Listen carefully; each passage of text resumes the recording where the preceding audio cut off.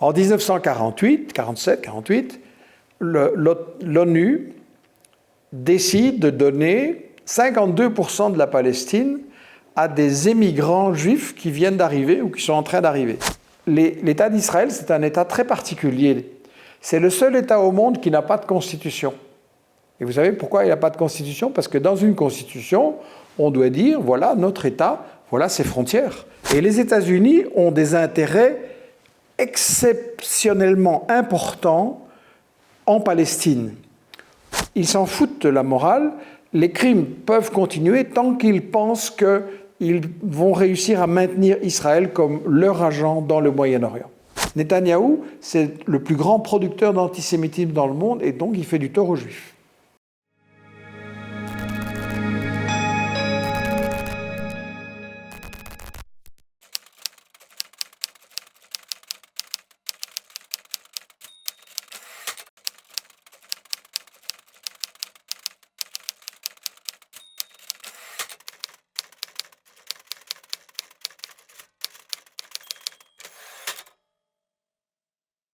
Alors, le New York Times constate que la guerre paraît sans fin. En fait, le monde entier constate qu'Israël commet un génocide. Au niveau juridique, le génocide a une définition très claire, qu'il commet des crimes épouvantables. On assassine des dizaines de milliers de femmes, d'enfants. On tue volontairement des médecins, des journalistes, des secouristes. On détruit des hôpitaux, des écoles, des mosquées. C'est vraiment une série de crimes incroyables, un génocide en direct. Et le monde entier s'est dit, mais comment c'est possible que ça continue? Et en fait, ça continue parce que les États-Unis, qui fournissent les armes et la protection à Israël, qui donc pourraient arrêter la guerre en 5 minutes en disant, il n'y a plus d'armes, vous devez négocier, les États-Unis, et malheureusement l'Europe les suit comme un petit chien, les États-Unis ce sont eux qui donnent les ordres à Netanyahou. Et les États-Unis ont des intérêts exceptionnellement importants en Palestine, au cœur du Moyen-Orient, au cœur du monde arabo-musulman. Ils ne veulent pas qu'il devienne un acteur indépendant sur la scène internationale, au cœur du pétrole et du gaz. Pourquoi on a créé Israël? C'est d'abord les Britanniques qui voulaient contrôler le canal de Suez, la route vers l'Inde, et puis le pétrole, et aujourd'hui le gaz. Ensuite, les États-Unis. Et donc, il s'agit de contrôler les principales ressources de pétrole et de gaz, et maintenant on a découvert du gaz au large de Gaza, de contrôler tout ça, pas que les États-Unis veulent l'importer, parce que le pétrole du Moyen-Orient, ça met 4 semaines pour arriver aux États-Unis, celui du Mexique ou du Venezuela, ça met 4 jours, donc ils n'en ont pas besoin. C'est pour contrôler les ressources énergétiques de l'Europe, du Japon, de l'Inde, de l'Asie, c'est pour ça. Et aussi, quand vous regardez la carte, vous voyez que le Moyen-Orient et la Palestine, c'est au cœur, au carrefour, je veux dire, des 3 continents, l'Europe, l'Asie, l'Afrique.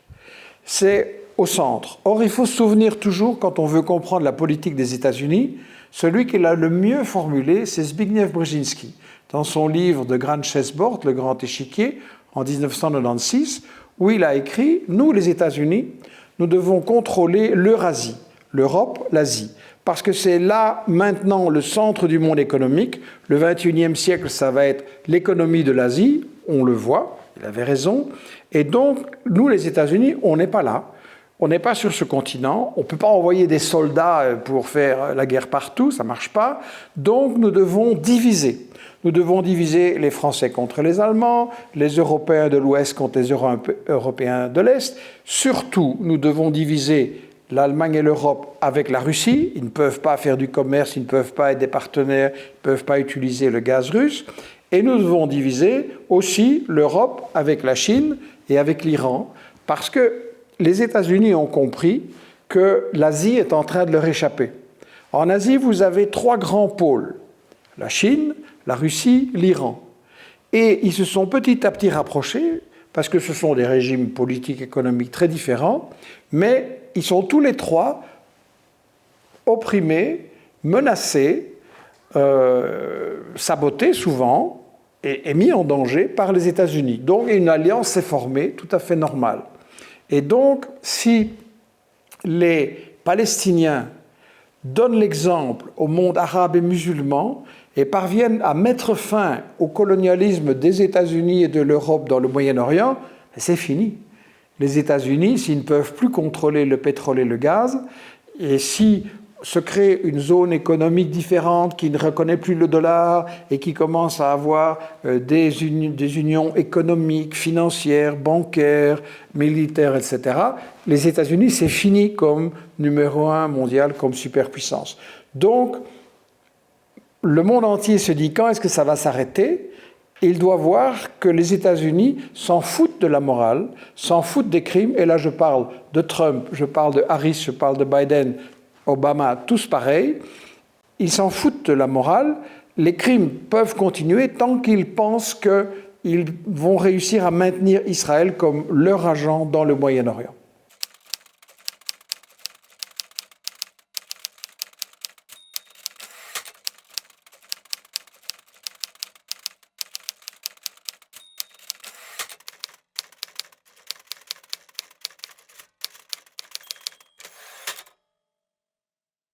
Dans le livre que nous avons publié cet octobre, qui est une enquête sur les faits de cette journée-là pour lesquels les médias aux États-Unis et en Europe ont menti tout le temps, nous avons montré que le New York Times particulièrement, il a tout le temps copié la version de Netanyahou. Nous avons fait une enquête sur le New York Times qui montre qu'ils ont menti sur les bébés décapités, c'est une fake news, ça n'est jamais arrivé. Ils ont menti sur les femmes violées comme une stratégie de guerre du Hamas. Ils ont prétendu qu'il y a eu beaucoup de femmes violées et ensuite assassinées. Nous avons fait une enquête très précise là-dessus. On a examiné tous les témoignages. D'abord, il n'y a pas de femme qui le dit. Ce sont 18 hommes qui disent qu'ils ont vu ou qu'ils ont entendu quelqu'un qui avait vu. Mais quand on regarde ces témoignages, ils se contredisent entre eux et on voit bien que ces témoignages ne tiennent pas debout. D'ailleurs, le New York Times a publié en décembre 23 un reportage, Screams Without Words, où il racontait de façon bouleversante des cas de viol, dont notamment une femme avec une robe noire qui s'appelait Galabdouche, et ils ont fait tout un roman là-dessus. Sauf que la sœur de la victime, le frère du mari aussi, ont dit « mais le New York Times a menti, ils ont déformé ce que nous avons dit, nous savons que cette femme a été tuée effectivement par une grenade dans sa voiture, mais qu'il n'y a pas eu de viol. Et tous les autres cas, c'est comme ça aussi. » Et le New York Times, comme les médias occidentaux, français particulièrement, ont aussi menti sur la question des otages. Ils ont dit, voilà, ces groupes militaires de la résistance palestinienne, que eux appellent terroristes, ces groupes-là, ils sont allés dans l'idée de tuer un maximum de gens. C'est un roman, c'est une histoire complètement fausse. En réalité, ces groupes-là, ils ne savaient pas qu'il y avait un festival de musique à cet endroit, juste sur des terres qui ont été volées aux Palestiniens il y a longtemps. Ils ne savaient pas. Et l'objectif de ces combattants, qui n'étaient pas seulement le Hamas, il y avait aussi le Front populaire de libération de Palestine, qui est marxiste, qui est laïque, et en fait tous les groupes de résistance armés palestiniens ont collaboré à cette journée du 7 octobre. L'objectif, il y en avait deux. Un, c'était de occuper et briser, pour quelques jours bien sûr, les bases militaires d'Israël qui, depuis des années, encerclent Gaza, espionnent tout à Gaza, tirent sur les gens et massacrent les gens. Il y a eu tout le temps, des massacres de femmes, d'enfants palestiniens par ces bases. Donc l'objectif était de les détruire. Et ils ont fait une opération militaire brillante, ce sont les stratèges israéliens et les services de renseignement qui le disent. L'opération a été bien pensée, ils se sont bien cachés, ils ont exécuté de façon remarquable, et toutes les communications de l'armée israélienne ont été détruites, ils ne savaient plus quoi faire. Et ça, c'était un premier objectif. Et le deuxième objectif, c'était de faire des prisonniers. Pourquoi ? Parce qu'Israël emprisonne systématiquement des hommes palestiniens qui ne sont pas d'accord avec le colonialisme. Un homme sur 4 en Israël est passé en prison. Un homme sur 4. Il y a aussi des femmes qui sont là, des enfants. Israël emprisonne des enfants. C'est tout à fait illégal en droit international. Ces prisonniers sont souvent maltraités. Il y a de nombreux cas de viol. C'est reconnu par Amnesty, par l'ONU, par toutes les organisations. Tout le monde le sait et on ne fait rien. Donc les Palestiniens ont dit, bon, on va prendre des otages et on va demander un échange. Or, ce qui s'est passé, qui est intéressant, c'est que Netanyahou a refusé les échanges. Il y a en Israël une doctrine qui s'appelle la doctrine Hannibal. La doctrine Hannibal, elle dit, si les Palestiniens ont pris en otage un soldat, et nous devons essayer de le libérer, mais si ce n'est pas possible, nous devons tirer et tuer tout le monde. L'otage et les preneurs d'otages. Pourquoi ? Parce que comme ça, il n'y aura pas de problème, on ne sera pas obligé d'échanger et de libérer des prisonniers palestiniens. Donc, on a constaté dans la journée du 7 octobre, nous avons mené une enquête approfondie dans ce livre, on a constaté que l'armée israélienne a tué probablement jusque 100 civils israéliens, elle-même. On a la preuve, parce que vous voyez des maisons dans les kibboutz qui ont des trous énormes de 1 mètre. Or, quand vous regardez les images des combattants palestiniens qui détruisent le mur, comment ils se déplacent ? Ils se déplacent à pied, en moto, ou alors des ULM qui passent au-dessus de la muraille. Avec ça, qu'est-ce que vous pouvez transporter comme arme ? Une mitraillette. Mais avec une mitraillette, vous ne faites pas un trou d'1 mètre dans une maison et vous ne détruisez pas le toit et toute la maison. Donc ce sont des chars israéliens qui ont tiré et tué pour tuer les otages et qu'il n'y ait plus de problème. Le récit du New York Times, mais aussi en France, TF1, Le Monde, Libération, BFM TV, France 2, etc., ils ont tous menti. Parce que quand vous voyez cette histoire des kibbutz détruits, des maisons des kibbutz détruits, vous savez que c'est l'armée israélienne qui l'a fait. Quand vous voyez des voitures qui sont complètement démolies, il y a eu des combattants palestiniens qui ont attaqué des voitures, qui ont tiré, même qui ont jeté des grenades, qui ont tué des gens là-dessus. Ça, c'est vrai.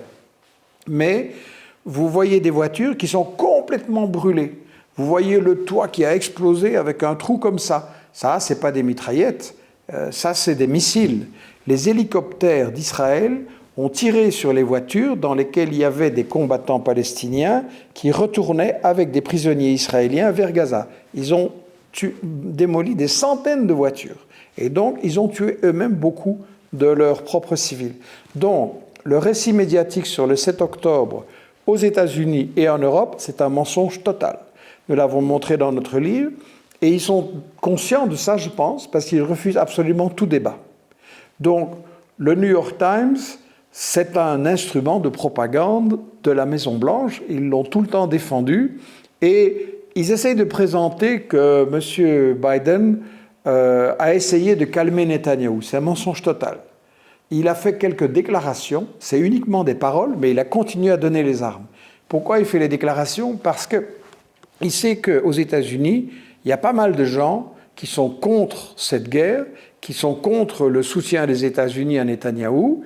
Vous avez même de très nombreux juifs qui ont occupé la gare centrale à New York, qui ont occupé des bâtiments officiels, qui ont été à des centaines à faire des démonstrations de soutien aux Palestiniens en demandant que la guerre s'arrête. Donc le New York Times, il est là pour faire la propagande de la Maison-Blanche et du Pentagone. Ça, les choses doivent être vraiment très très claires.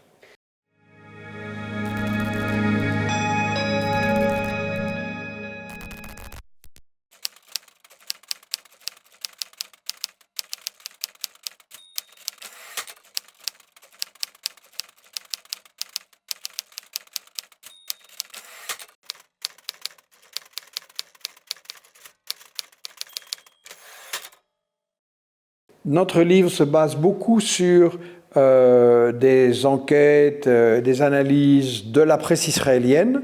Vous avez une presse, on va dire, de centre-gauche comme le Haaretz qui est assez critique de Netanyahou, enfin un peu critique. Vous avez d'autres journaux comme les chaînes de télé ou Yediot Ahronot, etc., qui soutiennent à fond Netanyahou, mais personne ne cache qu'il y a les familles des otages et d'autres Israéliens qui disent la priorité, c'est de libérer les otages et Netanyahou doit négocier vraiment. Mais Netanyahou, donc le New York Times, il copie ce que tout le monde sait. Mais ce désaccord, il ne cache pas le fait que la majorité, malheureusement, des Israéliens continuent à soutenir la politique de Netanyahou. C'est une politique raciste, d'apartheid, qui ne reconnaît pas les droits des Palestiniens et leur égalité. Et en fait, ces gens-là protestent contre Netanyahou parce que Netanyahou, lui, les otages, il s'en fiche. Vraiment, il s'en fiche, ce n'est pas important pour lui. Les buts de guerre de Netanyahou, il utilise le 7 octobre comme un prétexte pour continuer ce qu'il a toujours fait. Quel est son but à Netanyahou? C'est de chasser les Palestiniens. Nous l'avons dans des livres que nous avons publiés, Israël parlons-en, ou Israël et sans pire citation, où on donne la parole aux dirigeants et fondateurs du régime israélien. Ils ont toujours dit, nous voulons le grand Israël. Nous ne sommes pas satisfaits avec ce que l'ONU et l'Occident nous ont donné en 1948. Je rappelle, pour ceux qui ne connaissent pas la situation, en 1948, 47, 48, l'ONU décide de donner 52% de la Palestine à des émigrants juifs qui viennent d'arriver ou qui sont en train d'arriver. 52% du territoire de la Palestine. Il y a un premier problème. De quel droit les États-Unis et l'Europe donnent un pays qui ne leur appartient pas sans demander l'avis des gens qui habitent là? C'est une injustice totale. Ça, c'est le premier problème. Ensuite, Israël ne s'arrête pas là. Il prend beaucoup plus que ce qu'on lui a donné. Il opère ce qu'on appelle la Nakba, c'est-à-dire un holocauste contre les Palestiniens. Il chasse les Palestiniens de 400 villes et villages. Il détruit les maisons, il détruit les champs, il détruit les puits et il chasse 800 000 personnes qui n'ont pas le droit au retour. Israël, c'est un État qui a chassé les Palestiniens de leurs terres. Imaginez un peu que ça se passe en France, en Suisse, en Belgique, en Russie, que des gens viennent de l'étranger et disent « ici c'est chez nous », avec des prétextes aussi ridicules que Dieu nous l'a donné, ou bien on était là il y a 2000 ans donc on revient, ce qui est faux. Imaginez qu'on fasse ça, tout le monde dirait c'est absurde. Donc en fait, Netanyahou est en train de poursuivre le rêve du grand Israël, c'est-à-dire qu'il veut voler Gaza, d'autant plus qu'il y a du gaz dans la mer, donc il veut s'enrichir avec ça. Il veut continuer à voler la Cisjordanie. Quand vous regardez une carte, vous voyez qu'il ne reste plus rien. La Palestine, c'est totalement invivable. Et il veut aussi attaquer et prendre une partie du Liban, une partie de la Syrie, une partie de l'Irak, une partie de l'Égypte. Il veut prendre la Jordanie. En fait, vous savez, l'État d'Israël, c'est un État très particulier. C'est le seul État au monde qui n'a pas de constitution. Et vous savez pourquoi il n'a pas de constitution? Parce que dans une constitution, on doit dire, voilà notre État, voilà ses frontières. Il va juste de là, jusque là, ça c'est notre pays. Mais Israël ne veut pas, parce qu'il cache au monde qu'en fait, il veut créer une sorte d'empire au Moyen-Orient et contrôler le plus de terres possible. Donc, Netanyahou, pour lui, les otages, c'est pas ça le problème. Il veut utiliser le 7 octobre comme prétexte pour chasser les Palestiniens, maintenant chasser les gens du Sud-Liban, et il va continuer si on le laisse faire.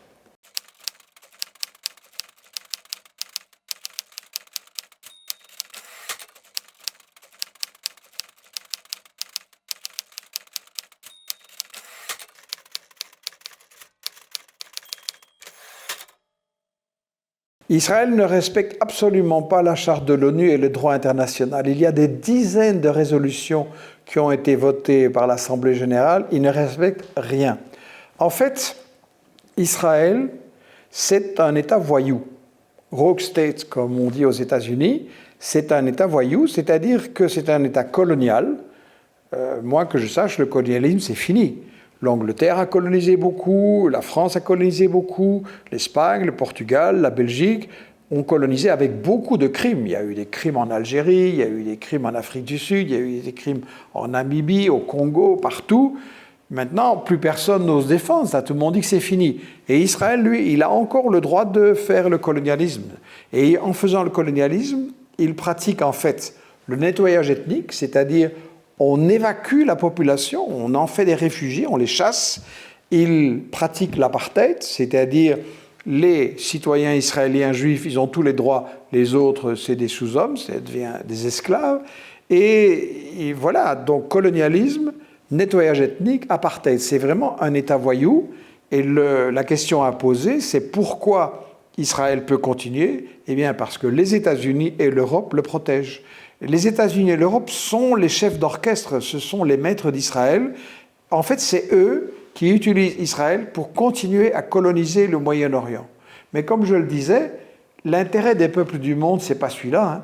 L'intérêt des peuples du monde, c'est qu'il y ait une égalité entre les nations, qui est la souveraineté des nations, c'est-à-dire que chaque peuple dans son territoire décide qui il veut comme dirigeant, quel système économique et social il veut, décide s'il veut la paix ou la guerre, et ne pas obéir aux États-Unis. Et donc là, ce qui se passe en Israël, c'est très très important parce que le conflit en Ukraine, c'est aussi un conflit provoqué par les États-Unis pour coloniser l'Ukraine et menacer la Russie qui est considérée comme un ennemi. Les conflits qu'ils préparent autour de la Chine, c'est la même politique, c'est pour encercler la Chine et essayer de l'affaiblir.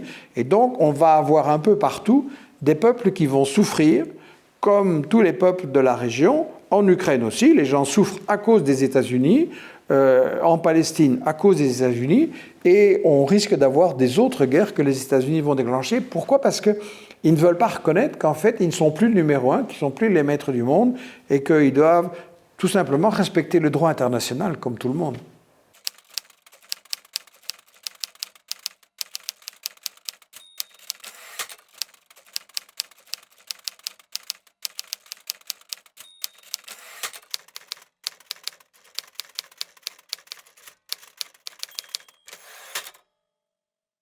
Il n'y en a pas, ils refusent de le dire. Mais on le voit dans toute une série de textes de Ben Gurion, de certains théoriciens, de ministres maintenant. Il y a un ministre qui a dit clairement, le Liban c'est à nous, la Syrie c'est à nous, une grande partie de la Syrie. Donc, d'après leur propre déclaration, ils veulent une partie du Liban, une partie de la Syrie, même un morceau de la Turquie, une partie de l'Irak, la Jordanie et un morceau de l'Égypte aussi. Et comme l'appétit vient en mangeant, comme on dit en français, où est-ce qu'ils vont s'arrêter ? Ils vont s'arrêter quand on les arrêtera, quand le monde dira stop.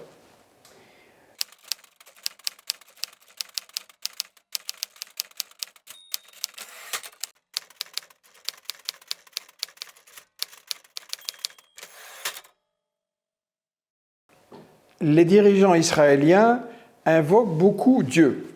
Ils invoquent Dieu en disant « c'est Dieu qui nous a donné cette terre ». Et donc, Ilan Pappé, le célèbre historien juif et israélien, mais qui a dû émigrer à Londres, a déclaré « la plupart des dirigeants israéliens ne croient pas en Dieu, mais ils croient que Dieu leur a donné la Palestine ». Donc, c'est une ironie qui est que, voilà, on invoque cet élément.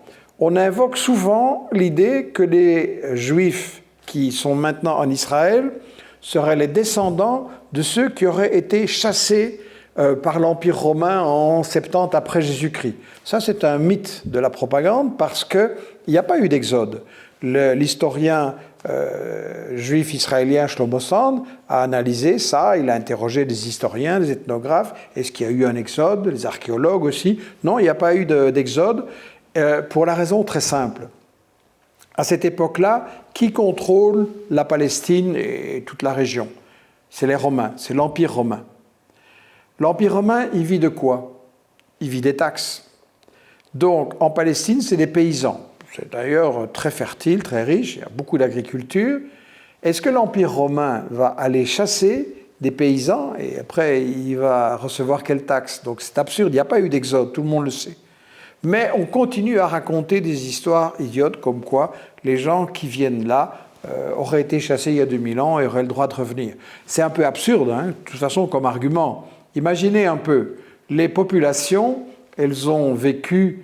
il y a eu beaucoup de mouvements de population depuis 2000 ans. En France, en Belgique, en Allemagne, partout, il y a eu des invasions, il y a eu des migrations, il y a eu des mélanges, des mixages. Si, un peu partout dans le monde, on commence à dire « Nous, on était là il y a 2000 ans, maintenant, vous vous en allez, nous, on revient », mais le monde va être un chaos à feu et à sang, c'est absurde. Donc, vous voyez, pour justifier Israël, on nous invente des arguments complètement stupides. Un autre argument qu'on dit très souvent, « Ah, mais il fallait donner une terre aux Juifs parce qu'ils avaient tellement souffert à cause d'Hitler pendant la Deuxième Guerre mondiale qu'il fallait leur donner un endroit sûr où ils pouvaient être protégés. » Ok, oui, il y a eu un génocide des Juifs, d'accord, mais le génocide des Juifs, il a été fait par des Européens.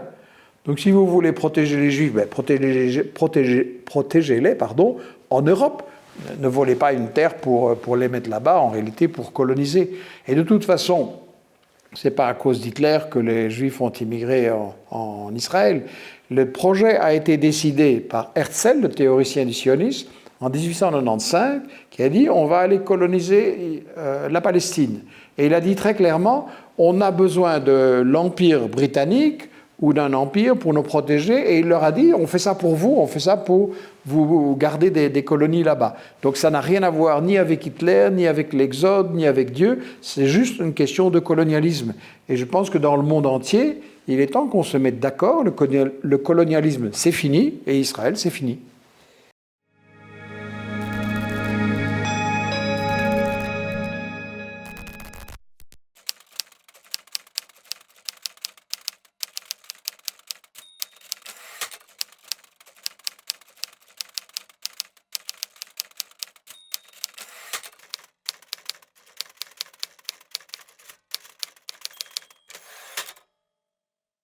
Alors c'est très intéressant. On nous dit en Europe, oui, les Arabes, ils n'aiment pas les Juifs, ils sont antisémites.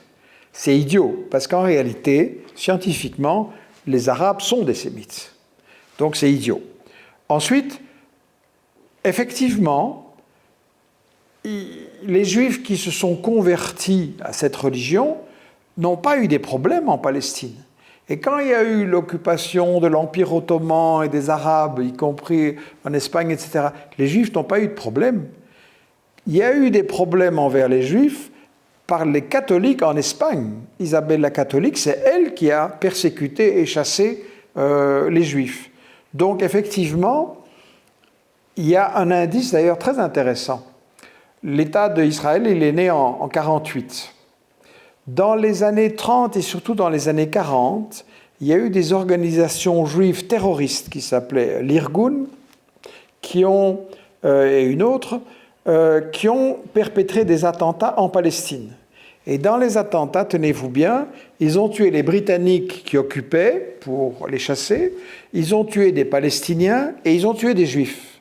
Des Juifs sionistes ont tué des Juifs qui vivaient en Palestine parce qu'ils n'étaient pas d'accord avec cette idée de faire un État d'Israël et voulaient continuer à vivre en paix comme avant.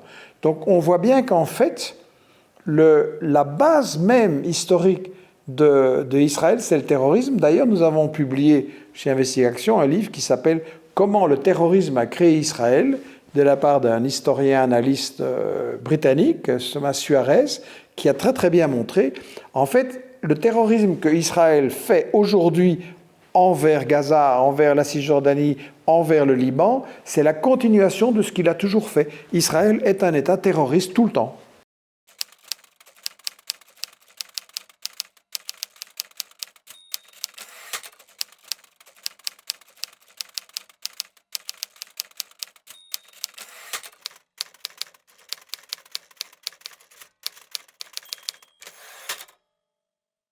La question est de savoir quand le problème a commencé. Le problème a commencé quand Israël chasse les Palestiniens en 1948, en 1967 et tout le temps. Dans le livre 7 octobre dont j'ai parlé, nous avons retracé tous les massacres commis par Israël. Il y en a beaucoup. Par exemple, en 82, sous la direction d'Israël, on tue 3000 civils réfugiés palestiniens au Liban, à Sabra et Shatila. 3000. Un massacre abominable. Ça, c'est le terrorisme. Alors, pour moi, le terrorisme, c'est celui du colonisateur. La charte de l'ONU reconnaît à un peuple occupé et agressé le droit d'employer la violence pour résister à la violence du colonisateur. Donc moi, je n'appelle pas l'action... De toute façon, vous devez remarquer que Israël et l'Occident a toujours traité les Palestiniens de terroristes. Quand il n'y avait pas le Hamas, on disait que le FPLP était terroriste, ou Arafat. Et ce n'est pas seulement dans la Palestine. Vous savez que Nelson Mandela a été le dirigeant de la libération des Noirs en Afrique du Sud. Comment il était qualifié par les États-Unis, jusque dans les années 90, de terroriste. Parce que Mandela a aussi dirigé des actions armées de résistance à l'apartheid. L'ONU dit qu'on a le droit de résister par la violence à une agression violente. Je veux dire, quand Hitler envahit la France ou la Belgique, on prend les armes pour résister. Et évidemment, les nazis disent « Ah, les résistants sont des terroristes ». Quand la France attaque très très brutalement et sauvagement l'Algérie, elle traite les résistants de terroristes. Donc vous voyez, vous êtes toujours le terroriste du point de vue du colonisateur. Moi, je n'accepte pas ce langage. Alors on peut dire que des crimes ont été commis par certains combattants palestiniens le 7 octobre, oui. Sinwar, qui était leur dirigeant, a dit que s'il y avait un jugement à La Haye, on pouvait se présenter et juger ça aussi. Mais je rappelle que le tribunal de La Haye veut juger Netanyahou et son ministre de la Guerre pour terrorisme et qu'eux refusent la justice internationale. Donc voilà, je pense que notre livre a bien montré qu'une série d'actions du 7 octobre sont légitimes. Attaquer des bases militaires, c'est légitime. Tuer des soldats d'une armée d'occupation, c'est légitime, c'est légal. Tuer des gens qui emploient des armes pour protéger les propriétés qu'ils ont volées, c'est légitime. Tuer des civils, non.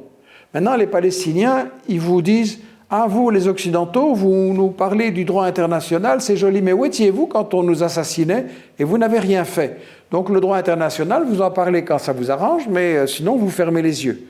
Donc on doit écouter ce discours-là aussi. On peut ne pas être d'accord, mais on doit écouter ce discours. Et on doit comprendre qu'en fait, il faut sortir de cette discussion de langage, tu es terroriste, non c'est toi, etc. Il faut revenir à l'essentiel. Il y a là un colonialisme, est-ce qu'on l'accepte, oui ou non? Si on dit oui, le colonialisme c'est fini, alors c'est très simple.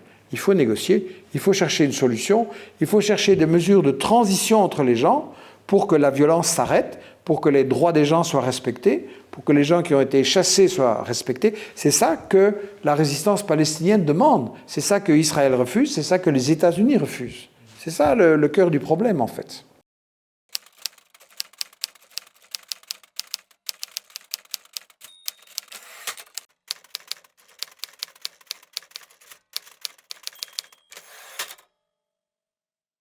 Alors, l'objectif du Hamas et des autres résistants dans cette occupation, c'était de rappeler au monde, vous êtes en train d'enterrer la résistance palestinienne, vous nous avez oubliés, on est là, on résiste. C'était, comme je l'ai dit, de briser symboliquement des bases militaires de l'occupation, et c'est une victoire. C'était d'empêcher la normalisation. Trump avait commencé, Biden aussi, il était en train d'organiser la collaboration entre Israël et l'Arabie saoudite, les Émirats et le Maroc également, et plusieurs États. Ça, c'est brisé. Donc, évidemment que le Hamas ne peut pas vaincre militairement Israël maintenant. Mais tant qu'il résiste, c'est lui qui gagne et c'est Israël qui perd. Et d'ailleurs, il y a eu une déclaration très intéressante du porte-parole Hagari, je pense, de l'armée israélienne, qui a dit contre Netanyahou, on nous dit qu'on veut éliminer le Hamas, c'est impossible. Parce que le Hamas, ce n'est pas une personne, ce n'est pas un dirigeant. Le Hamas, c'est une idée. Le Hamas est un parti. Et tant que vous aurez des Palestiniens, vous aurez le Hamas. Et je pense que quand Netanyahou et compagnie tuent des responsables du Hamas et des combattants, pour un qu'ils tuent, ils en fabriquent 10. Parce qu'ils sont en train de tuer plein de femmes, d'enfants, etc. Les enfants qui sont victimes de ça et qui voient ça, ils ont deux solutions. Ou bien ils deviennent fous, ou bien ils prennent les armes. Et évidemment qu'ils vont continuer à prendre les armes. Et tant que le Hamas résiste, et c'est la même chose au Liban, le Hezbollah résiste, Israël a déjà subi une grosse défaite en 2006, je pense qu'il va subir aussi une défaite, mais bien sûr, il est en train de commettre des massacres épouvantables, de tuer beaucoup de gens. C'est vraiment une politique génocidaire là aussi, mais Israël ne peut pas gagner.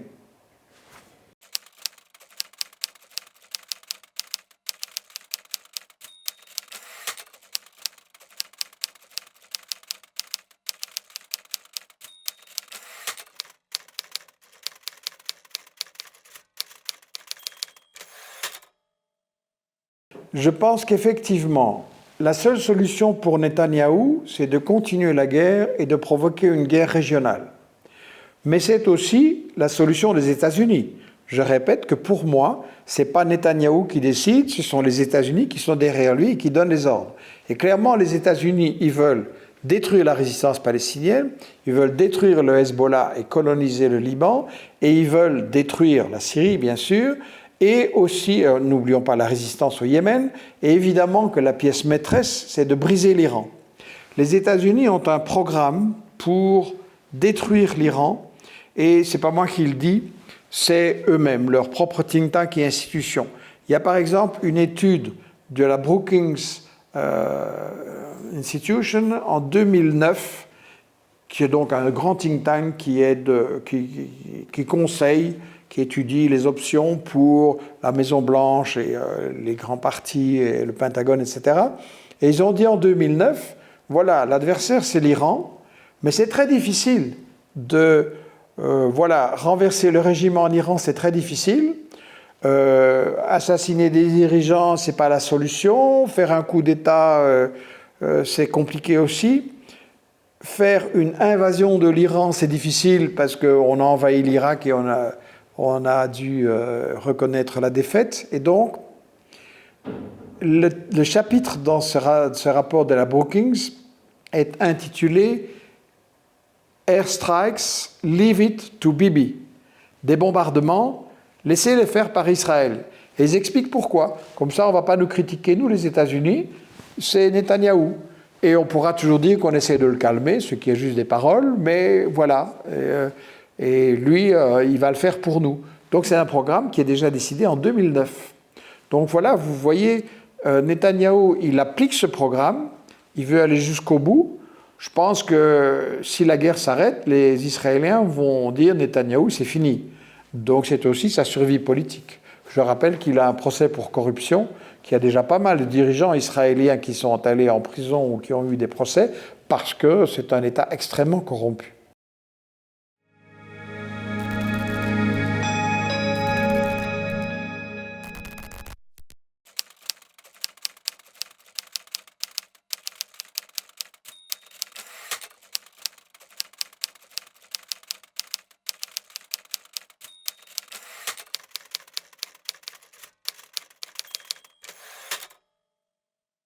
Il faut faire une distinction. La rue arabe soutient la Palestine, les monarchies arabes sont des traîtres. Donc il faut distinguer le peuple et le pouvoir. Vous avez des manifestations dans beaucoup de pays, y compris au Maroc, alors que le roi du Maroc, il signe des accords, il collabore, il installe des bases israéliennes, c'est vraiment un collabo d'Israël.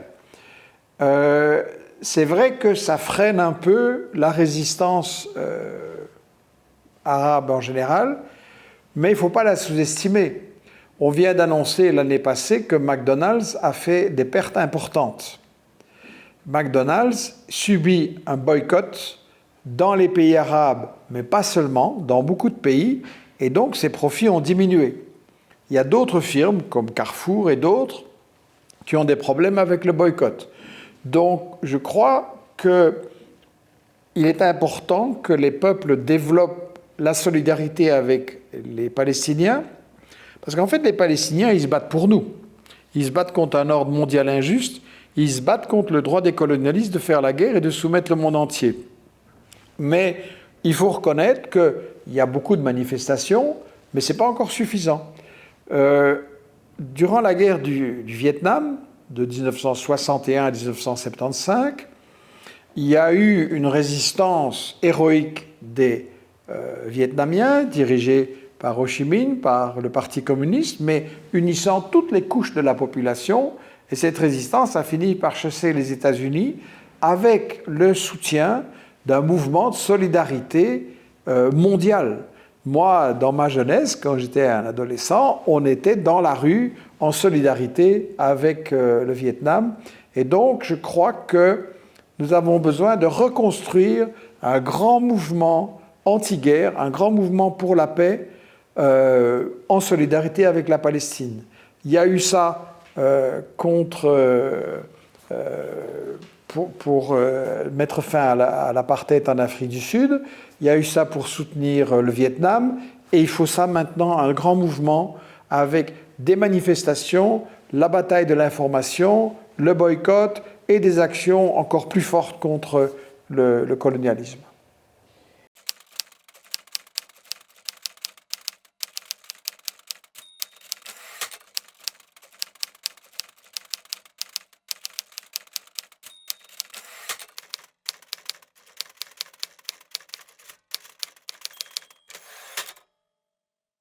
Il faut bien faire une distinction de langage très importante.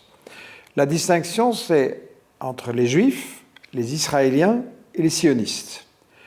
Un Juif, c'est une religion, ce n'est pas un peuple, c'est une religion. C'est des croyants ou des gens qui sont dans la culture de la religion juive, même s'ils ne sont pas croyants. Et beaucoup de Juifs dans le monde sont contre ce que fait Israël, de plus en plus même. Un Israélien, c'est un citoyen de l'État d'Israël, et la plupart soutiennent le colonialisme et la politique de destruction des Palestiniens, mais pas tous.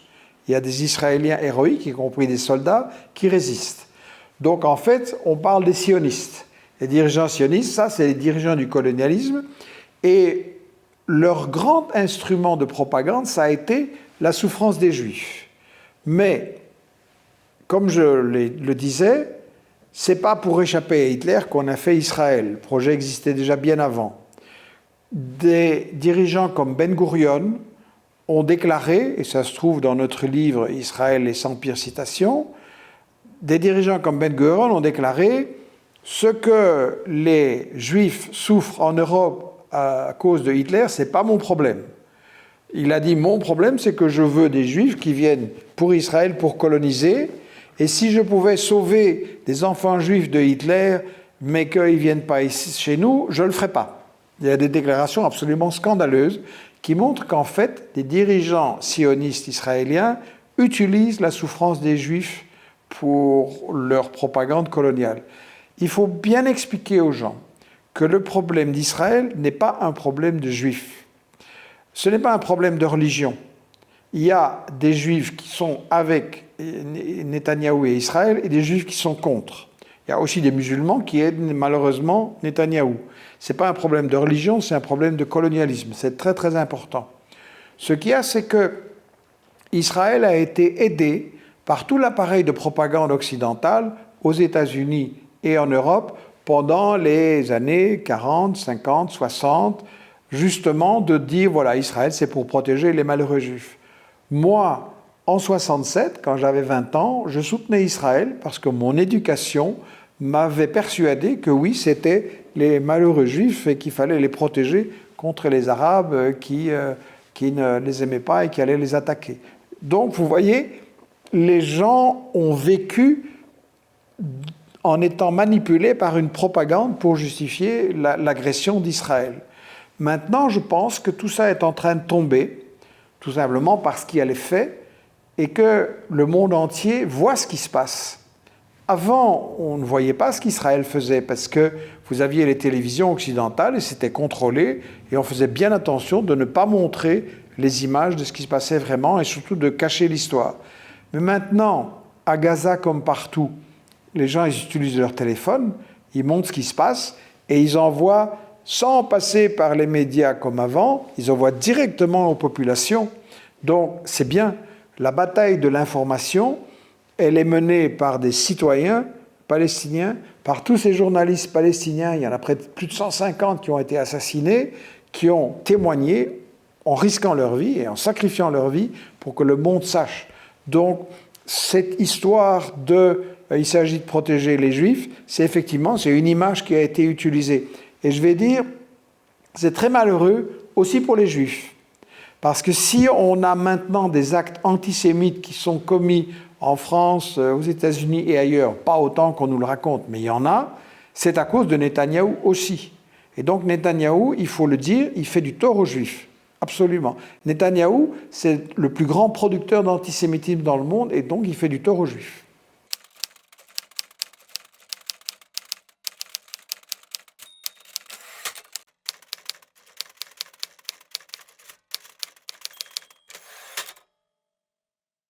Il y a une solution, bien sûr. Et ce qui est intéressant, c'est que les mouvements de résistance palestinienne ont tous proposé cette solution. Ils ont dit, il suffit d'arrêter le colonialisme. Qu'est-ce qu'on fait alors sur la terre de Palestine? Pas de problème. Sur la terre de Palestine, tous les gens qui sont là peuvent vivre à une condition, c'est l'égalité des droits. On ne peut pas avoir dans un pays des gens de première classe qui ont tous les droits et des autres de deuxième ou de troisième classe qui ont beaucoup moins de droits et qui sont subordonnés. Ni en Israël, ni ailleurs. On ne pourrait pas dire, ni en Russie, ni en France, ni en Belgique, ni aux États-Unis, il y a des citoyens de première classe et les autres, ils ont moins de droits. Les États-Unis ont fait ça avec les Noirs. Mais c'est fini maintenant. Tout le monde reconnaît que si vous vivez dans un pays, vous devez avoir tous les mêmes droits. Le seul État au monde qui dit le contraire, c'est Israël. Donc vous voyez, la solution, elle est très simple. Fin du colonialisme, égalité des droits. Ça veut dire que toute personne qui vit en Israël, qu'il soit juif, musulman, chrétien, non-croyant, que toute personne qui soit dans l'État d'Israël ou dans ce qui reste des territoires palestiniens, et tous ceux qui ont été chassés et qui ont le droit de revenir s'ils veulent, tous ceux-là doivent pouvoir avoir exactement les mêmes droits. Il faut simplement créer un État non raciste et la solution, elle est là. Le problème, c'est un problème d'intérêt et de fric. Netanyahou, il veut garder l'argent, il veut garder le rôle d'agent des États-Unis pour contrôler le pétrole et le gaz. Mais ça, c'est pas juste. Les ressources d'un pays doivent profiter à tout le monde et pas seulement à une minorité. Alors, c'est vrai que Israël n'obéit à rien des résolutions de l'ONU pour une raison. Les États-Unis les protègent. Chaque fois qu'Israël a été condamné, les États-Unis ont mis leur veto et les décisions de l'ONU ne sont pas appliquées. On voit maintenant qu'Israël détruit l'ONU, tue des agents de l'ONU, refuse d'appliquer les résolutions et de protéger les réfugiés, refuse l'aide humanitaire de l'ONU. Je trouve que le secrétaire général de l'ONU, Guterres, a été très courageux dans sa défense du droit et dans sa défense des Palestiniens, beaucoup plus courageux que ses prédécesseurs. Bien entendu, les États-Unis lui en veulent pour ça. Moi, je pense qu'il faut le soutenir. Et bon, on voit qu'évidemment, il n'a pas le pouvoir d'imposer une solution juste et un cessez-le-feu. Mais ça veut montrer deux choses. Un, qu'il faut réformer l'ONU. L'ONU est une institution antidémocratique où les États-Unis mettent de l'argent et après ils contrôlent, ils font de la corruption, ils essayent de bloquer l'ONU. L'ONU doit être réformée. Il faut, selon moi, supprimer le droit de veto et supprimer ces droits excessifs des États-Unis et des autres puissances. Il faut une ONU beaucoup plus démocratique. La deuxième leçon qu'on tire de ça, c'est que ce n'est pas l'ONU qui va arrêter Israël, qui va arrêter les États-Unis, c'est nous.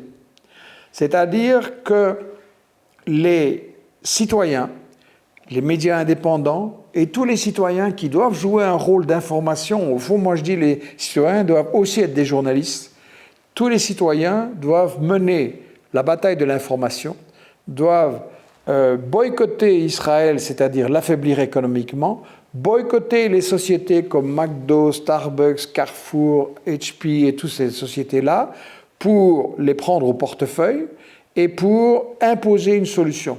Donc je pense que la solution, elle est dans les mains des peuples et je crois que c'est la conclusion que j'aimerais apporter à cette réflexion.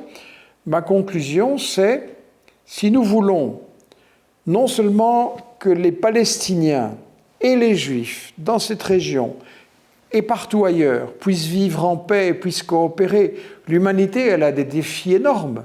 Il y a le climat, il y a l'énergie, il y a les ressources, il y a la pauvreté, il y a l'immigration. Ce sont des défis énormes. On ne va pas résoudre ces défis en se disputant et en se faisant la guerre tout le temps.